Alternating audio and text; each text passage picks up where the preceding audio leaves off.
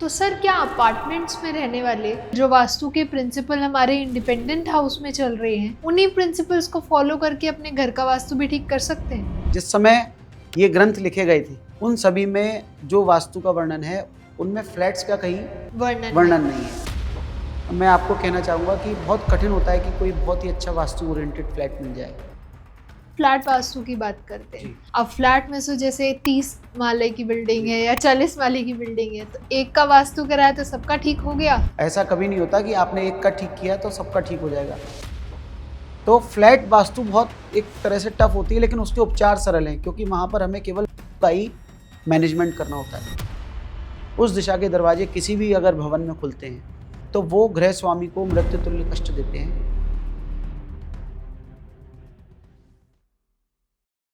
Hello and welcome everyone, मैं हूं आपकी होस्ट और दोस्त ज्योति। आज वेलकम करती हूं एक नए पॉडकास्ट के साथ। नया दिन, नई टॉपिक। जैसे कि हम लोग बहुत सारी बातें कर चुके हैं वास्तु से रिलेटेड, लेकिन आज मैं जो जानना चाहती हूँ या आज हम ऑडियंस को जो बताना चाहते हैं, अब बहुत सारे क्वेश्चंस आते हैं आप लोगों के कि इंडिविजुअल हाउस और अपार्टमेंट हाउस में वास्तु क्या सेम काम करता है या डिफरेंट काम करता है, या क्या डिफरेंस है एक अपार्टमेंट और एक कमर्शियल, या आप एक लैंड की बात करें तो एक घर की बात करें जो बना हुआ है जमीन से। तो इन्हीं सब के कुछ कंसेप्ट्स हैं, आप ही लोगों के क्वेश्चन है और आप ही लोगों की जो मिथ्स है, इन्हीं सबको क्लियर करने के लिए आज हम बात करते हैं हमारे अंकित जैन जी से, जो कि एक वास्तु विशेषज्ञ है। तो इन्हीं सब के बारे में जानेंगे हम और आज आप लोगों के जो मिथ्स हैं वो भी क्लियर करेंगे। सो वेलकम सर, कैसे हैं आप? मैं अच्छा हूँ, आप कैसे हैं? नमस्कार। नमस्ते सर, बिल्कुल बढ़िया सर। और जब भी आपसे मिलते हैं एक नई एनर्जी के साथ, एक नए उत्साह के साथ मिलते हैं कि आज हमें क्या जानने को मिलेगा, वास्तु के आज क्या नए राज खुलने वाले हैं। बिल्कुल, बहुत सारे नए राज खुलेंगे आज वास्तु के। तो आज का जो हमारा टॉपिक है independent house versus apartment house. जैसे कि हमने काफी सारे पॉडकास्ट में बात करी हुई है कि इंडिपेंडेंट हाउस के जो वास्तु है वो कैसे काम करता है और जो अपार्टमेंट हाउस है उसका कैसे काम करता है, लेकिन फिर भी हमारी जो ऑडियंस है उनको कई, कह लीजिए, मिथ्स हैं या कई मिसकंसेप्शंस हैं, या हम लोग ही जब हम देखते हैं, हम सुनते हैं, काफी सारे यूट्यूब पे वीडियोस देखते हैं इन चीजों के रिलेटेड, तो कहीं ना कहीं सिमिलर से कुछ मिलती हैं, एक ही जैसी वीडियोस या एक ही जैसी रेमेडीज मिलती हैं जी। तो कहीं ना कहीं बहुत ज्यादा कंफ्यूजन क्रिएट करती हैं वो दिमाग में जी। तो आज हम इन्हीं सब कंफ्यूजन को क्लियर करने वाले हैं जी कि वास्तु का हमारे इंडिपेंडेंट और अपार्टमेंट हाउस में क्या डिफरेंस रहता है। जी देखिए, बहुत फर्क होता है। वास्तु एक भूमि पे बने हुए भवन का, मकान का या घर या कोई भी कमर्शियल स्पेस उसका, और एक जो हाई राइज बिल्डिंग जिसको आप मल्टी स्टोरी कह सकते हैं, अपार्टमेंट्स कह सकते हैं, फ्लैट्स, जिसमें फ्लैट्स कह सकते हैं, तो दोनों में बहुत फर्क है। देखिए, प्रैक्टिकली देखा जाए तो घर बनाने में आपके पास बहुत सारी लिबर्टी है, तोड़फोड़ करिए, चेंज करिए, लेकिन चूंकि आजकल निर्माण कार्य बहुत महंगा है, उतना सरल नहीं है और बार बार तोड़ के बनाना भी संभव नहीं है। बिल्कुल सही। फ्लैट्स चूंकि आपके पास एक क्विक बने हुए तैयार होते हैं, आप उसमें से 10, 15, 20 जितने भी आप ऑप्शंस देख के एक वास्तु के अनुसार आप फ्लैट चुन सकते हैं। लेकिन फ्लैट वास्तु बहुत, मैं आपको कहना चाहूँगा कि बहुत कठिन होता है कि कोई बहुत ही अच्छा वास्तु ओरिएंटेड फ्लैट मिल जाए। अच्छा। जब 10 फ्लैट, 15 फ्लैट, 20 फ्लैट हम देखते हैं तब उसमें हमें कोई एक फ्लैट का वास्तु, क्योंकि वहाँ डिफरेंस क्या है, मैं अब आपको जो बेसिक आपका प्रश्न है उसके बारे में बताता हूँ कि देखिए, जहाँ जमीन की एनर्जी ज़्यादा होती है वो इंडिविजुअल, जब हम बंगलो बनाते हैं या घर बनाते हैं या कोठी बनाते हैं, तब वहाँ पर आपकी भूमि की ऊर्जा का बहुत ज़्यादा महत्व होता है। भूमि की ऊर्जा, क्योंकि वहाँ पर आपके पास अगर रोड, आपकी वन साइड रोड का प्लॉट है तो आपके पास 3 तरफ आपका बंद होगा, एक तरफ से आपके पास ऊर्जा आने की जगह है, और अगर प्लॉट छोटा है तो आपके पास चारों तरफ से जगह छोड़ने की भी गुंजाइश बिल्कुल नहीं होगी। बिल्कुल आपको सामने रोड से बनाना पड़ेगा। हो सकता है कि आप एक साइड गैलरी डाल के बनाएं, स्टील डाल के, अगर आजकल जैसे बिल्डर्स फ्लोर बनते हैं कि नीचे आप पूरा पार्किंग छोड़ते हैं और 3 मंजिल पे आप अपना 4 मंजिल में घर बनाते हैं, तो भी आपके पास ओपन जगह आने की, हवा आने की जगह बहुत कम होती है। लेकिन फ्लैट्स में क्या, हाई राइज होती हैं, बिल्डर जो भी बनाते हैं उनके लिए जिस तरह के सरकारी नियम है उसमें चारों तरफ उनकी जगह छोड़ते हैं, पैसेज छोड़ते हैं,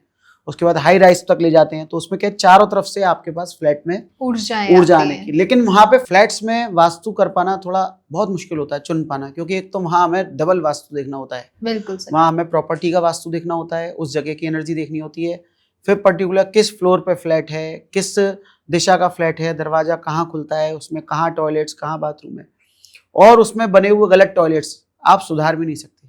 मान लीजिए मैंने कहा आपसे इसको बंद कर दीजिए, ठीक है, कुछ उसका नेगेटिव इफेक्ट खत्म होता है, लेकिन पूरा दोष हटा पाना इसलिए मुश्किल है क्योंकि लाइनें होती हैं, नीचे भी आपके टॉयलेट प्रयोग हो रहा है और आपके ऊपर भी प्रयोग हो रहा है, तो बीच की एनर्जी को हम कैसे बचाएंगे? बिल्कुल सही। तो उसके लिए फिर उपचार बात की बात है, लेकिन अगर आप बेसिक में देखेंगे तो बने हुए अपने जमीन, वहां पर जो अपना कोठी होती है या अपना स्वतंत्र जो भी इंडिपेंडेंट हाउस होता है, उसमें जमीन की ऊर्जाओं का रोल ज्यादा है, जियोपैथिक एनर्जीज का रोल ज्यादा है। और जब हम इसकी बात करते हैं, फ्लैट की बात करते हैं, तो यहाँ पे कॉस्मिक एनर्जी का, सूर्य से आने वाली ऊर्जाओं का, वहां भी है सूर्य से आने वाली ऊर्जाओं का रोल, लेकिन वहां पे जमीन की ऊर्जाओं का रोल जैसे ज्यादा होता है। जैसे कि आप ऐसे मान लीजिए कि किसी का इंडिपेंडेंट हाउस है, तो उसमें उसकी बाहर की जो भूमि, बाउंड्री वॉल, वो सब भी काउंट होगी।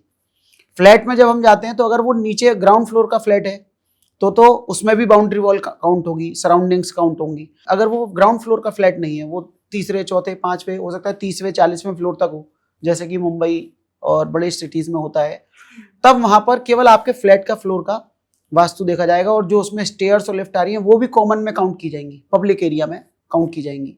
तो उसमें वास्तु का, जिसकी वजह से कई बार वो वास्तु के जगह आपके कोने भी कटते हैं। फ्लैट्स में जनरली कोने कटते भी हैं, बालकनी की वजह से भी कट जाते हैं, स्टेयर्स लिफ्ट की वजह से, डक्ट की वजह से भी कोने कटते हैं।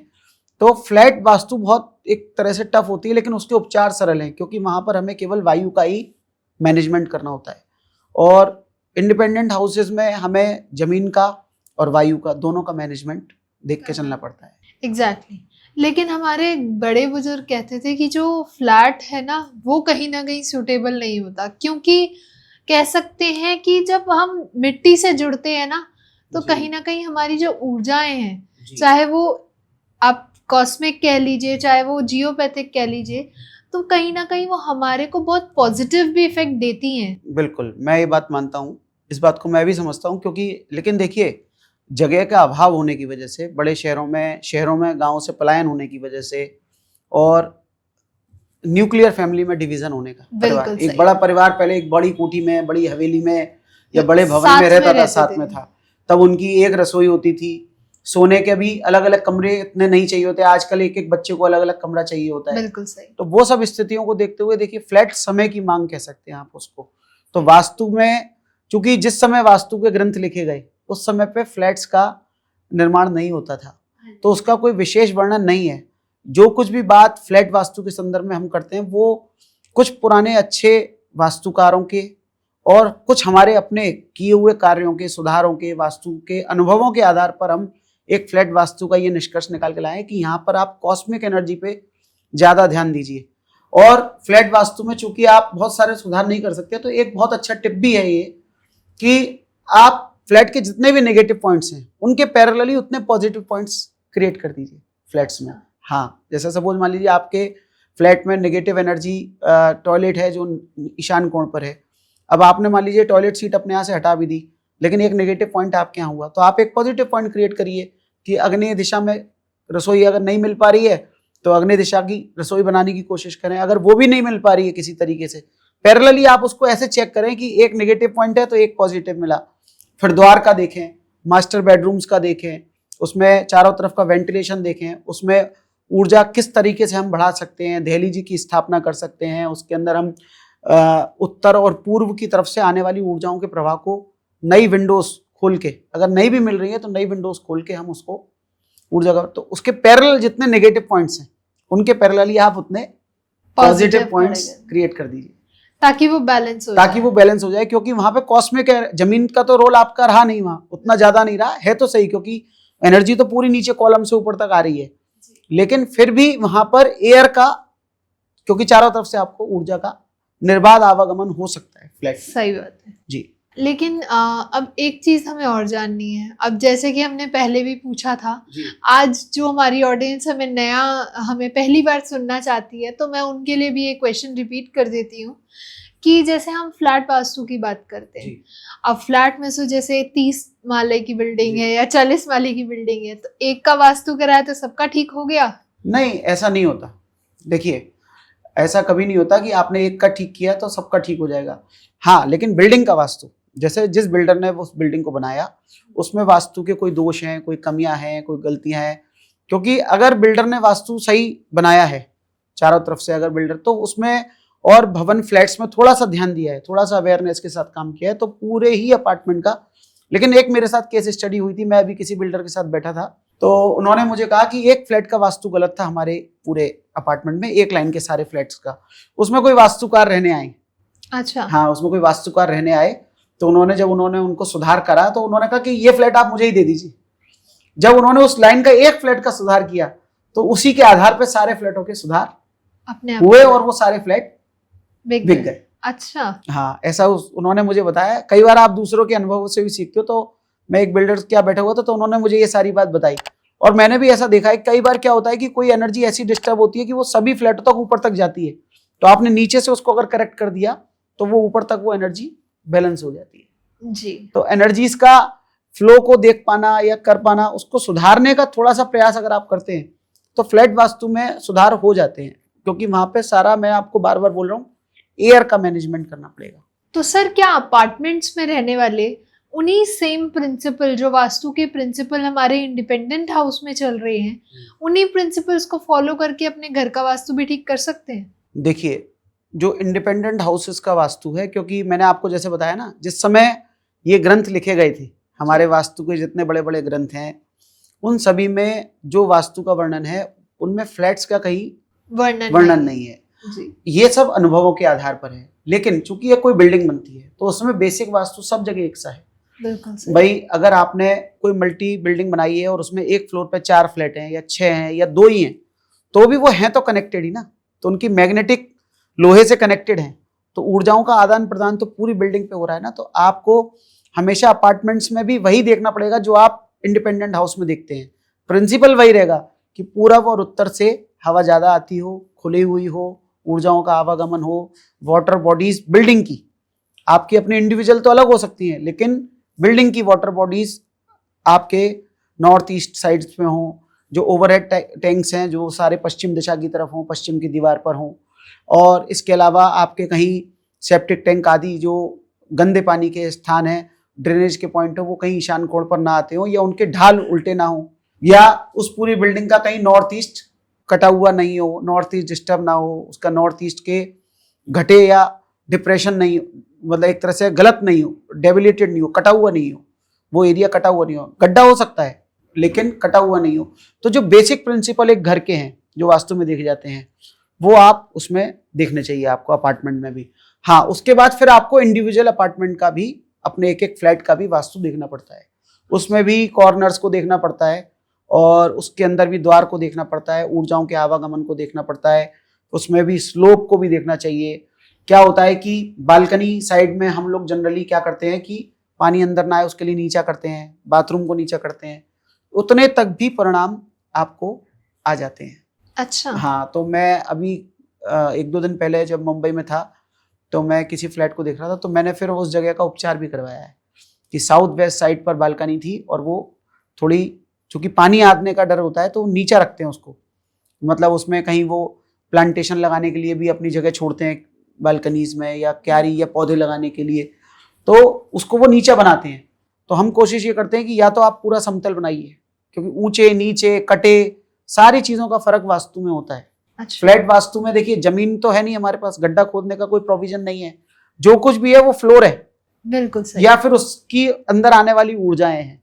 तो उन्हीं सबका उपचार करते हुए और उसी फ्लोर का, उतने से में ही बहुत फर्क पड़ता है। जैसे साउथ वेस्ट की बालकनी है और वो नीची है, तो फिर वहां पे उपचार करना पड़ेगा। या तो आप उसको लेबल करें, या उसको कहीं ऊंचा उठाए, या फिर उसमें कोई फिर एक वास्तु चबूतरा जो हम उपचार के लिए बनाते हैं वो बनाए। पीतल का नंदी भी रखवाते हैं, जो एक शुभ चिन्ह, मतलब सिंबल वास्तु कह सकते हैं उसको आप, स्टैचू, इंटीरियर वास्तु का भी वो एक पार्ट है।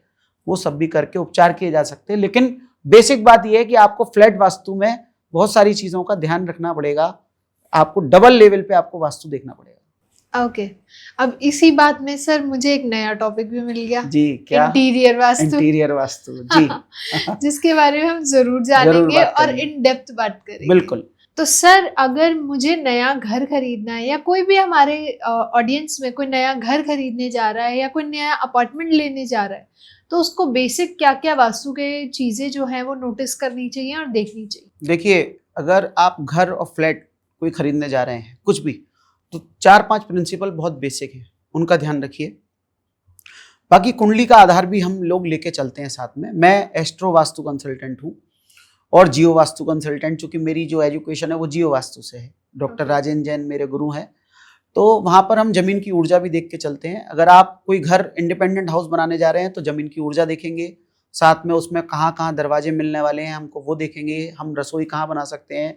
आपकी कुंडली से आपके घर के सारे सदस्य जो जिनके लिए रूम बनने वाले हैं उन सब का मैनेजमेंट क्या कर सकते हैं। और अगर बना हुआ ले रहे हैं तो उसका भी पूरा वास्तु फिर उसी आधार पर ऊर्जा, ओरिएंटेशन और दिशाएं देखना उसके लिए हम करेंगे। फ्लैट के साथ में आपको फिर देखना पड़ेगा कि फ्लैट आप जो देखने जा रहे हैं उसमें फिर आपको दरवाजा सबसे मुख्य पार्ट होगा कि आपका दरवाजा कौन सी दिशा में खुल रहा है।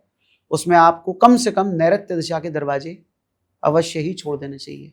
अच्छा। नैऋत्य दिशा, साउथ वेस्ट दिशा, उस दिशा के दरवाजे किसी भी अगर भवन में खुलते हैं तो वो गृह स्वामी को मृत्यु तुल्य कष्ट देते हैं, तो अच्छा। उस दरवाजों को आपको कम से कम फ्लैट में अवॉइड करना चाहिए। दूसरा, रसोई अगर आपकी ईशान कोण में आ रही है या उत्तर दिशा में आ रही है तो भी आपको उन फ्लैट्स को अवॉइड करना चाहिए। हालांकि उत्तर दिशा की किचन या रसोई को हमने कई हद तक बैलेंस किया भी है, लेकिन ईशान की रसोई का उपचार कर पाना बहुत कठिन होता है, होता ही नहीं है। बहुत सारे केसेस में देखा कि सारे उपचार करने के बावजूद भी कुछ होता नहीं है। इसके अलावा आप उसमें देखें कि ब्रह्म स्थान थोड़ा खाली हो, क्योंकि क्या होता है फ्लैट्स बहुत कंजर्वेटिव होते हैं, कई बार छोटे छोटे 2 BHK या 3 BHK मुंबई आदि जैसी जगहों पे बहुत छोटे छोटे, तो उनमें क्या वो ब्रह्म स्थान पर दीवार आती है, तो वो ब्रह्म स्थान की दीवार, उसके ऊपर कोई टॉयलेट, कोई बाथरूम या ब्रह्म स्थान उसका कम से कम खाली हो, ये देखना बहुत जरूरी होता है। और एक बहुत इंपॉर्टेंट बात है कि ईशान कोण स्वच्छ हो, उससे हवा आती हो, कटा हुआ नहीं हो, या उसमें रसोई ना हो, टॉयलेट ना हो, कुछ इस तरह का उसमें हो कि कम से कम उत्तर और पूर्व दिशाओं से आने वाली हवाएं हमें मिले। और गृह स्वामी के कमरे भी फिर आप उसमें एक देख सकते हैं। बाकी फ्लैट में इतना भी देखते हैं तो, और फ्लैट की बिल्डिंग, जो बिल्डिंग है उसका कहाँ से एंट्रेंस खुल रहा है, उसके अंदर हम जा रहे हैं, जो सीढ़ी और लिफ्ट है वो कॉमन पैसेज एरिया से हमारी कौन सी दिशा कटती है, क्योंकि वो कहीं ना कहीं हमारे फ्लैट की, चूंकि 2 फ्लैट मान लीजिए अगर बनाए हैं, 4 बनाए हैं, तो उन चारों की थोड़ी थोड़ी जगह मिला के ही तो कॉमन स्पेस बनाया जाता है। बिल्कुल सही। तो कुल मिला के ये सब एक बेसिक बात है कि आप उस बिल्डिंग की एंट्रेंस, मुख कहाँ से उसके दरवाजे हैं, उस बिल्डिंग का वास्तु कैसा है, उसमें उत्तर पूर्व में कितनी जगह छोड़ी गई है, दक्षिण पश्चिम में कितनी जगह छोड़ी गई है। और बिल्डिंग जनरली जो होती है वो भी, जब हाई राइज बिल्डिंग की बात करते हैं तो हम उसमें फ्लोर्स भी देखते हैं कि आप अगर ग्राउंड फ्लोर और फर्स्ट फ्लोर पर रह रहे हैं तो आपके जीवन में थोड़ा सा स्ट्रेस ज्यादा होने की संभावना है, क्योंकि पूरी बिल्डिंग का लोड आपके ऊपर है, नीचे तक आता है, बिल्कुल। तो सारा स्ट्रेस नीचे तक रहता है। तो ग्राउंड फ्लोर पे तो फ्लैट्स में नहीं रहना चाहिए, फर्स्ट और सेकंड कम से कम 10 फुट जमीन से ऊपर उठ के आपको रहना चाहिए। और बहुत सी जगहों पे देखा जाता है कि जब बिल्डिंग मान लीजिए 9-10 फ्लोर की है तो इतने में भी काम होता है, लेकिन अगर बिल्डिंग 40-50 फ्लोर की है और कोई उसमें फर्स्ट फ्लोर पे या सेकंड फ्लोर, क्योंकि सारा लोड नीचे के कॉलम्स तक होता है।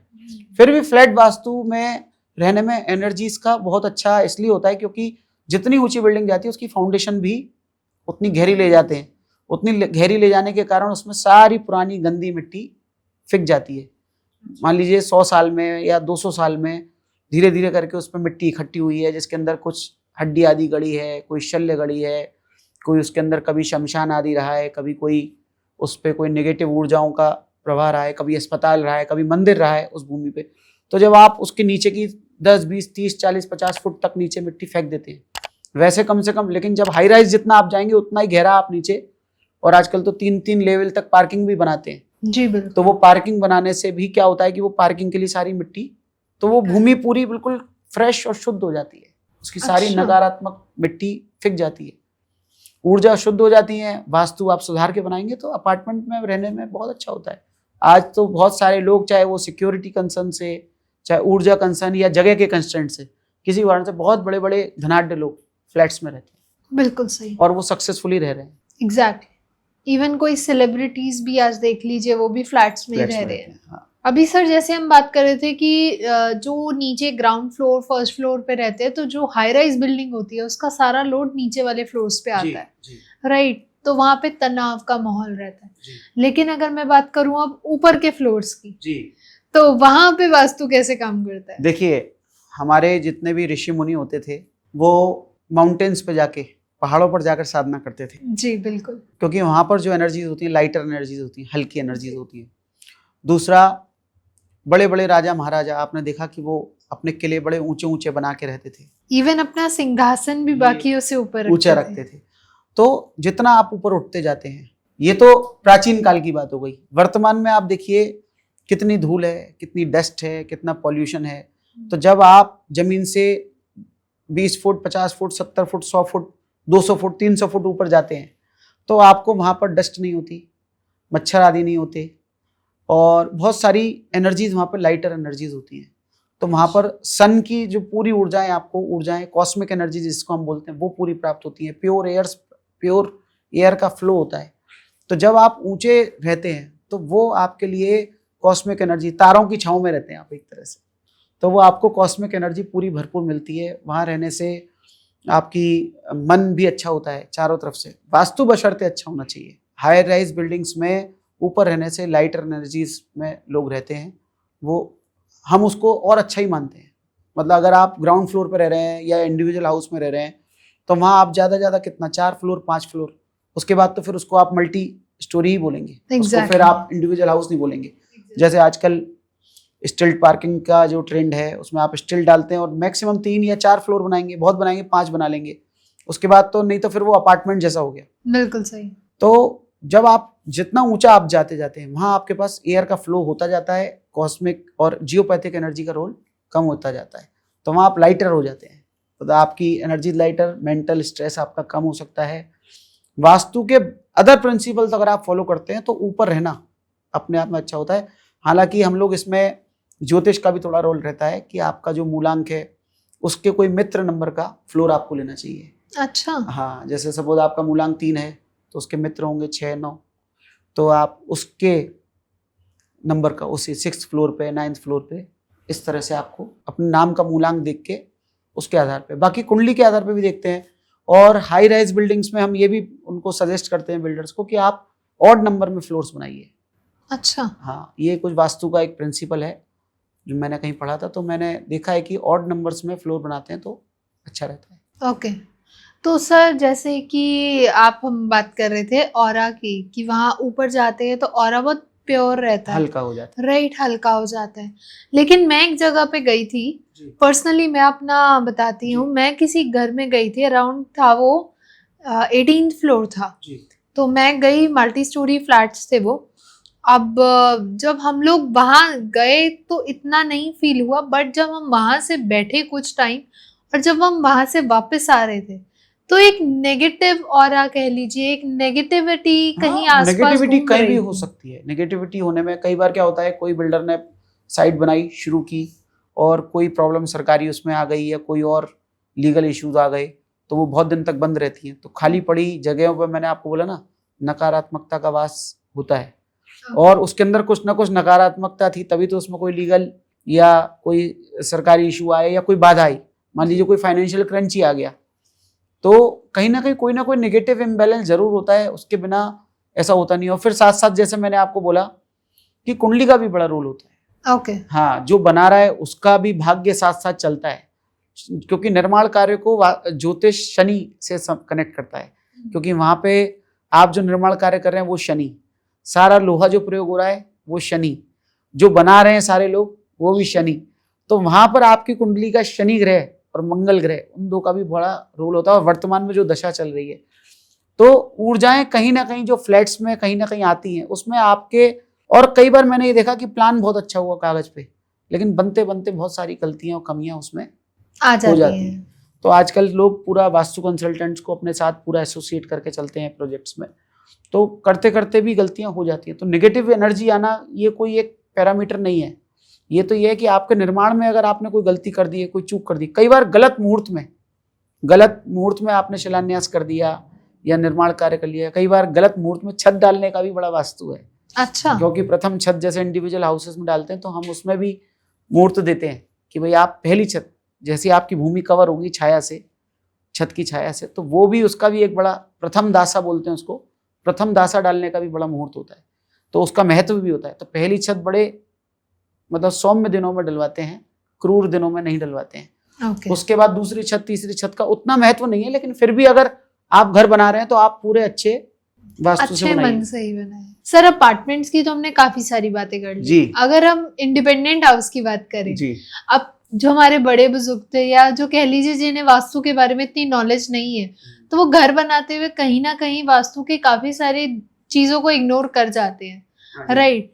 तो आप उन्हें क्या टिप्स देना चाहेंगे या फिर उनका हम वास्तु कैसे ठीक कर सकते? देखिए, मैं एक बहुत आपको एक व्यवहारिक सी बात बताता हूँ। वर्तमान में निर्माण कार्य बहुत महंगा है। बिल्कुल सही। और हर व्यक्ति आजकल इंटीरियर भी करता है, और निर्माण कार्य सिविल वर्क से ज्यादा महंगा आज की तारीख में इंटीरियर वर्क है। एग्जैक्टली। तो अगर कोई आदमी आर्किटेक्ट और इंटीरियर को लेके चलता है साथ में, तो उसको फिर एक वास्तु कंसल्टेंट को भी साथ में लेके चलना चाहिए, क्योंकि इंडिपेंडेंट हाउस बनाते में बहुत सारे फैक्टर्स आज के समय में देखने को मिलते हैं। कि पहले एक ईस्ट वेस्ट नॉर्थ साउथ 4 दिशाओं को देख लेते थे, फिर 8 दिशाएं देखने लगे, फिर 16 देखने लगे। अब इस समय अभी तक की स्थिति में 64 पद वास्तु और अभी वर्तमान में 81 पद वास्तु तक हम लोग देखते हैं उस सबको, क्योंकि 64 पद वास्तु जो होता है वो मंदिर के लिए होता है, शास्त्रों में जो वर्णन है, और 81 पद वास्तु जो है वो घरों के लिए होता है। तो 81 पद वास्तु देखते हुए चलते हैं, तो एक छोटी सी भी गलती हमारे पाप कर्म को हमारे उदय में आने के लिए निमित्त बन सकती है। तो और बाद में फिर चेंजेस कर पाना बहुत कठिन होता है। बिल्कुल। बहुत सारी जगहों पे मैंने देखा कि घर पूरा बना लिया, वास्तु सब कुछ नहीं देखा, इग्नोर कर दिया वास्तु को, कह दिया हम नहीं मानते। लेकिन जब घर में पहुंचे रहने, पूरे परिवार के साथ रहने लगे, साल में 2 साल में 3 साल में आदमी की जिंदगी में आमूल चूल परिवर्तन आता है, क्योंकि भूमि भवन भी शनि और मंगल है और दोनों ही क्रूर ग्रहों में गिने जाते हैं।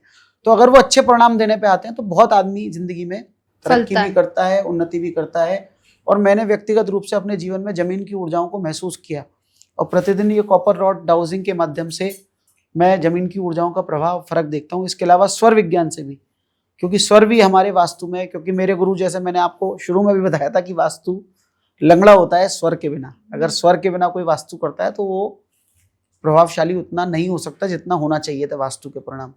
तो जब हम स्वर के माध्यम से भी देखते हैं तो जमीन की ऊर्जाओं का आपके जीवन पर बहुत प्रभाव पड़ता है। अब आपने इंडिपेंडेंट हाउस के लिए जमीन खरीद ली, कुंडली से अलाइन करे बिना आपने फेसिंग भी बना ली, चलिए वो भी छूट दे दी आपको। क्यों दे दी? कि चलो घर में रहने वाले 4 लोग हैं।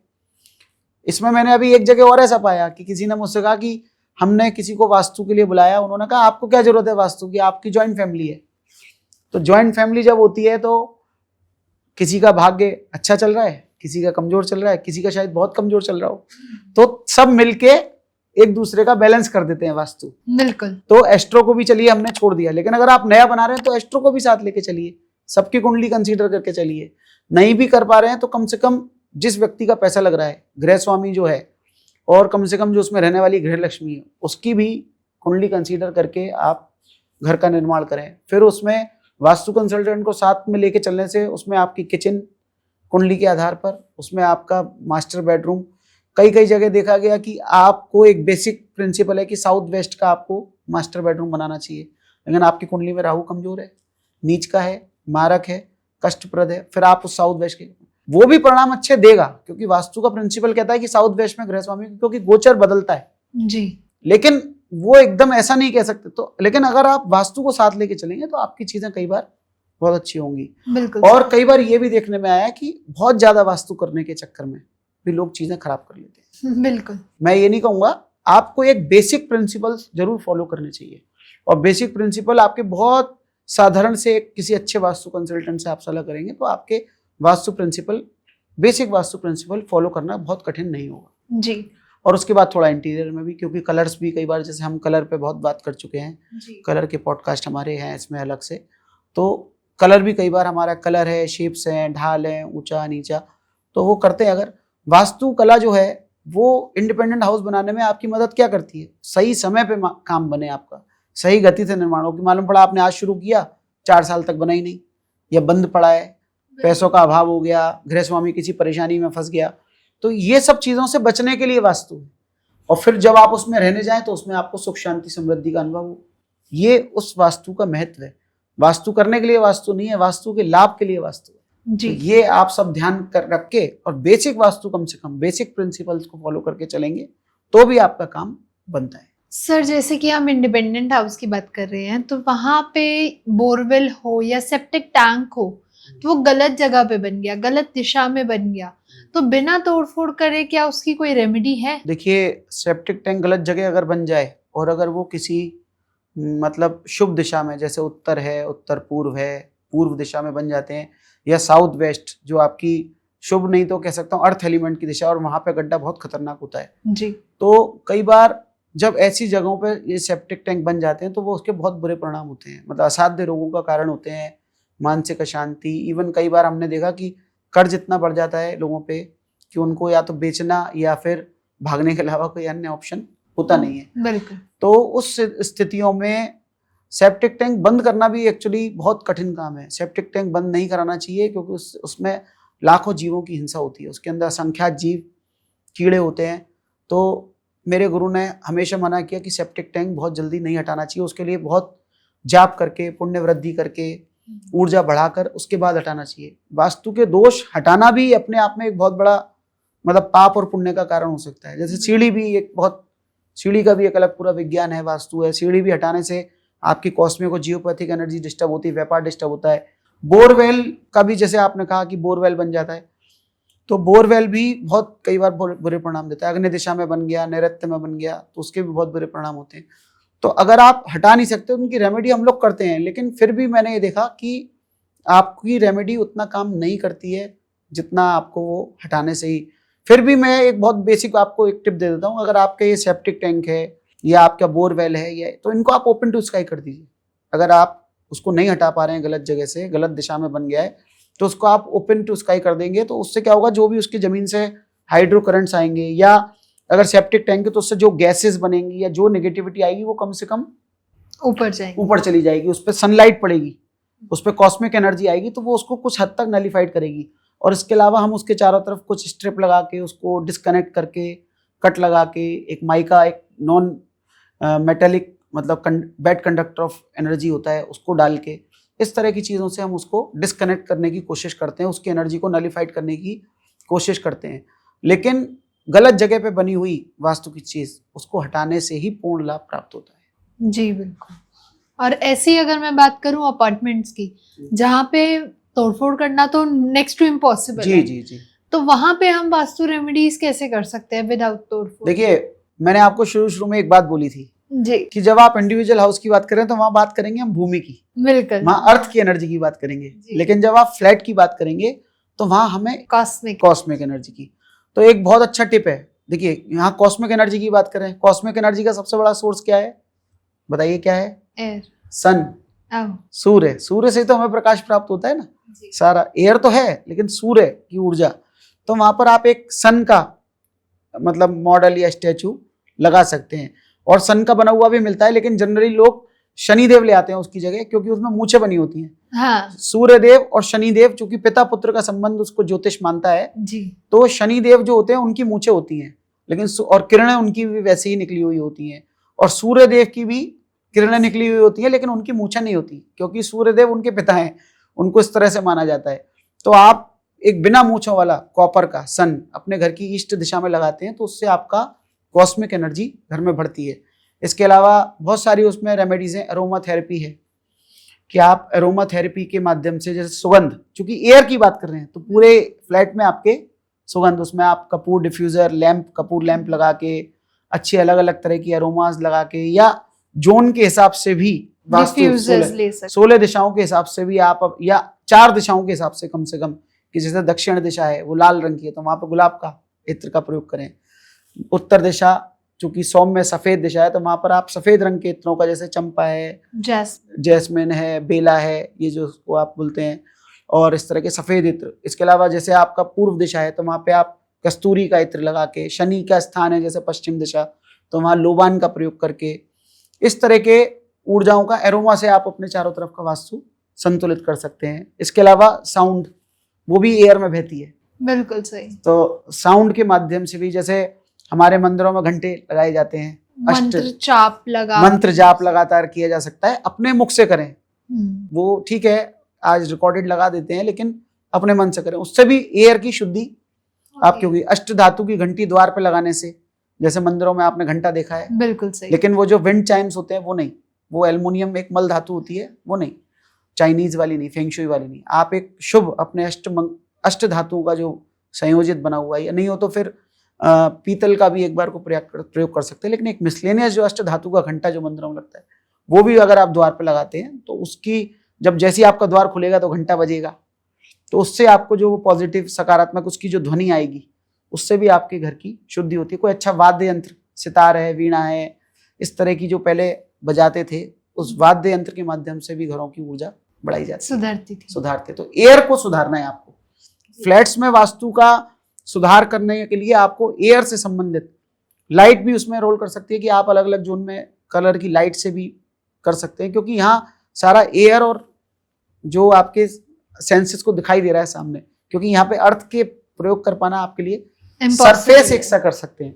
हाँ जी, इस तरह के सिंबल वास्तु का प्रयोग कर सकते हैं, शुभ ऊर्जा के चिन्ह बना सकते हैं। केशर का स्वास्थ्य हमने आपको पहले बताया था जी, ऑब्जेक्ट्स का प्रयोग कर सकते हैं। तो यहाँ पर आप एयर से अपना, और मैंने आपको एक बहुत अच्छा टिप ये बताया ना कि आप पॉजिटिव पॉइंट्स बढ़ा दीजिए। बिल्कुल सही। हाँ, उसको बैलेंस करने के लिए। तो सर जाते जाते अब आप हमें ये भी बता दीजिए, अगर किसी के पास दोनों ऑप्शन अवेलेबल हैं, अगर वो इंडिपेंडेंट हाउस लेना चाहे तो वो भी ले सकता है, एंड अपार्टमेंट लेना चाहे तो वो भी ले सकता है। अभी उसके पास पैसा है, उसको लेना है, उसके पास ऑप्शंस है दोनों जी। तो आपके रिगार्डिंग वास्तु के लिए परफेक्ट कौन सा रहेगा? देखिए प्रैक्टिकल, हाँ मैं आपका प्रश्न समझ गया, बहुत अच्छा प्रश्न किया है आपने, और समसामयिक भी है ये जी। आज की जरूरत भी है कि लोग, क्योंकि फ्लैट्स भी आज बहुत महंगे और कीमती हैं, उनकी वैल्यू भी उतनी है कि जितने में वो पूरी एक कोठी या इंडिपेंडेंट हाउस बना सकते हैं। बिल्कुल सही। तो देखिए ये बहुत सब्जेक्टिव क्वेश्चन है, किसी व्यक्ति की क्या स्थिति है जीवन में, उसके साथ क्या परिस्थिति है, उसके घर में कितने मेंबर्स हैं। अगर वो गिनती के 2 3 4 मेंबर्स हैं तो इंडिपेंडेंट हाउस लेना शायद प्रैक्टिकल ना हो। बाकी उनकी चॉइस और उनके आपस में परिवार की कैसी ओपिनियन है उसके ऊपर डिपेंड करेगा। लेकिन मेरी अगर आप ओपिनियन मांगते हैं तो मैं आपको कहूँगा कि आपको एक अच्छे फ्लैट में रहना चाहिए। अच्छा। क्योंकि वर्तमान परिस्थितियों में घरों में लोग कम हैं और इंडिपेंडेंट हाउसेस को मैनेज करना थोड़ा कठिन है। वहाँ पे उनके मेंटेनेंस, साफ सफाई, पेंट, वाइट वॉश, सिक्योरिटी, बहुत सारे रीजंस हैं। इसके अलावा पड़ोसी के बारे में नहीं जानता। वर्तमान की परिस्थिति मोबाइल का युग है, तो वहाँ क्या होता है कि सब अपने अपने में बिजी हैं, किसी पे समय नहीं है एक दूसरे के लिए। लेकिन आप जब ग्रुप हाउसिंग में रहते हैं, अपार्टमेंट में रहते हैं, सोसाइटी में रहते हैं, तो आपके पास एक सभी उम्र के लोग होते हैं, तो वो आपके मन के वास्तु को ठीक करते हैं जी। बड़ी उम्र के लोगों के साथ बड़ी उम्र के लोग, बच्चों के साथ बच्चों की उम्र के लोग, उनको खेलने कूदना, एक जैसा पहले मोहल्ले जैसा माहौल होता था ना, या जो एक पहले एक घरों में जॉइंट फैमिलीज का जो माहौल होता था, तो वो एक तरह से संयुक्त बनता है। ऐसा सब जगह नहीं है, लेकिन फिर भी वास्तु के पॉइंट ऑफ व्यू से देखा जाएगा तो आपकी अवेलेबिलिटी कितनी है, क्योंकि फ्लैट्स का अच्छा वास्तु मिल पाना बहुत कठिन है। मैं ये नहीं कहूँगा कि अगर आपके अंदर कैपेसिटी है तो आप इंडिपेंडेंट हाउस बहुत अच्छा बना सकते हैं और वास्तु सही सम्मत पूरा बना सकते हैं आप। लेकिन फ्लैट अगर आपको कोई वास्तु सम्मत मिल जाए और अच्छी सोसाइटी मिल जाए तो आप दोनों में से आपको फ्लैट चुनना चाहिए, जिससे कि आपके, देखिए छोटा सा जीवन है, मानसिक अशांतियों में अगर आप घिरे रहेंगे और निर्माण कार्य का अंत कभी नहीं, एंडलेस है। देखिए भारतीय लोग घर में और विवाह में सबसे ज्यादा पैसा इन्वेस्ट करते हैं, मतलब अपने जीवन भर की पूंजी वो घर बनाने में लगाते हैं या फिर घर में बच्ची या बच्चे के विवाह में लगाते हैं। तो जब आप इस स्थितियों से गुजरते हैं तो सारा पैसा आपका घर में जाने वाला है, और अगर आपने कहीं कोई गलत स्टेप ले लिया तो फिर वो आपका सारा पैसा खत्म हो जाएगा। तो इंडिपेंडेंट हाउस में, फ्लैट में आपके पास ऑप्शन है कि भाई चलो निर्माण तो आपका करा हुआ है, थोड़ा बहुत सुधार करते हुए आप उसको कर सकते हैं, बशर्ते वास्तु अच्छा मिलना चाहिए।